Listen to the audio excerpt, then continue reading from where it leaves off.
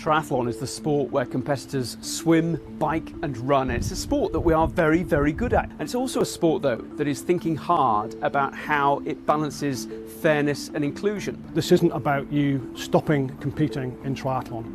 It's saying there will be a category, there'll be an open category for you to take part in, and we absolutely encourage you to do that. But what British Triathlon have come up with is a two-category solution. There would be one category for those who were female at birth, and those other athletes, so men, non-binary athletes, transgender women, they would all go into an open category. I'm a woman. I should be able to compete, against other women and other similar women in a category for women, and not be segregated off into an open category against that includes males. I find that quite discriminatory in terms of recognising me as a trans woman. It's a bold move and hasn't been tried before, but British Triathlon say that it is right for them, right for their sport, and it's come at the end of a long process of listening to their members, looking at all the science, trying to form a balanced approach that really acknowledges that there is an advantage if you've been through male puberty, and that applies to swimming, biking and running.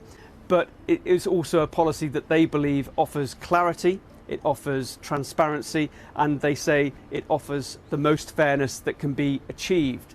So we'll keep our policy under constant review and change it as and when it's necessary. But again, based on the science, based on what is right for our sport, not necessarily what's popular or easy, because that hasn't been what's motivated us to get to this point. It's about doing what's right.